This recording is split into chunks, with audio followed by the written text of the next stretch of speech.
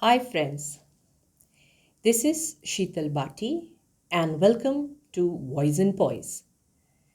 Today, let us discuss on another aspect which is very important for any person who is facing an interview. I feel this is something that you all should really pay attention to, and hence this will be the third part of my series on interview tips. And here I want to talk about what the interviewer is looking for. So, when you're going for an interview, there are always certain things that you should know that this is what the focus is on about.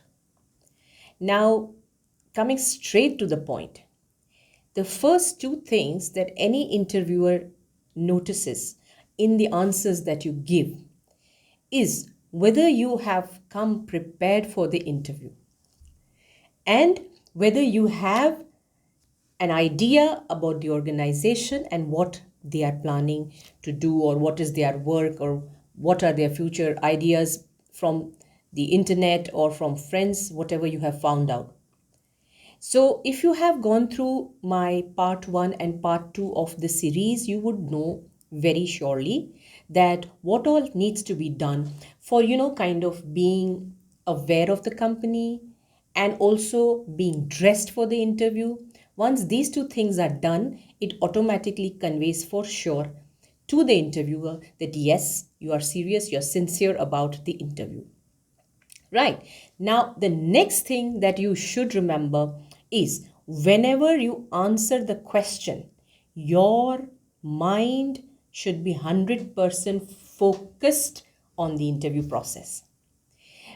Even when I have conducted interviews and listened to the answers being given by candidates, sometimes I feel that the candidate is in a rush or a hurry, at least mentally, when they are actually answering, but they're thinking about what next will come out of the interview process, or because I'm answering this point, what is expected. So you can make out easily that the person is not 100% answering the question, and the mind is playing a game where they are trying to conclude the next question, or whether the interview is heading in the right direction. Don't do that. Be relaxed, be comfortable, be absolutely at ease. I know it is tough to say all these things, but remember it's important not to appear absolutely not engaged with the interviewer at the question that is being answered. Right? So, this is one point which you should all keep in mind very carefully.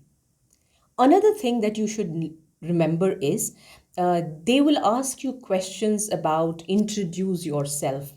And many people, and so many people have so much advice to give on how to answer this particular question. But I particularly believe that it is an opening to many interview where the interviewer asks this question to give you that window where you have 1.5 minute max to 2 minutes to really speak a bit about yourself and to get the whole process comfortable. It is only if there is something really pertinent, important, or different, then that introduce yourself becomes a little longer. Otherwise, this is like some time given for breaking the ice. So, in introduce yourself, of course, you should give a brief about yourself with confidence, with positivity. You should show that you are a polite person, a person who is willing to answer with a lot of interest. You should show that you have curiosity, learning agility, and this can come through the points that you are saying. That I was part of the cricket team, or I used to take part in debate, or I'm fond of nature, or I love interacting with people. These are a few things you can say along with the hard facts about your education and the number of years of experience. So these qualities can be, thrown open in the interview round in the beginning, and later on, it is possible that from whatever you have said, they will ask you specific incidents to justify. So if you have said, I have leadership skills, you should be ready with one or two relevant examples how you proved to be a leader, probably in a team work, in your college, at your university, during school days, at any point of time. Because remember, any career is not overnight. It is the work and accumulated learnings over a lifetime. So even the interviewer knows that. So you may give an example which is 5 7 years old, but it's okay as long as it is a relevant example. So basically, the hard skills and whatever knowledge that is necessary from the point of view of the technical knowledge and the degree specifications is fine. That they will ask questions, you should be ready about it. But at the same time, you should also be able to show that you have the necessary soft skills which I just mentioned earlier. And at the same time, you can even add more to them, like you have decision making, problem solving, team spirit, and the fact that you are a likable person. And very importantly, at no point of the interview can you appear rude or sarcastic.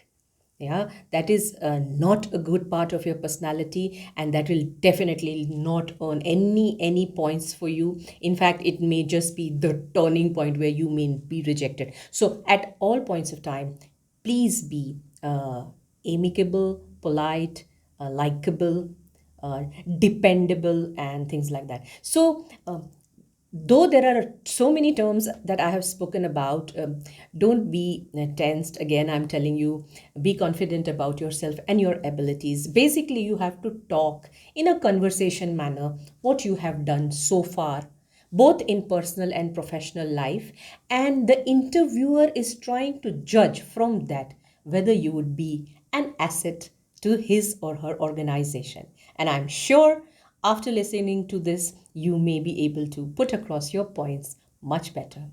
Yes? Till I see you again, have a nice day. Stay well, stay safe, wear the mask, and have a good day. Bye bye for now.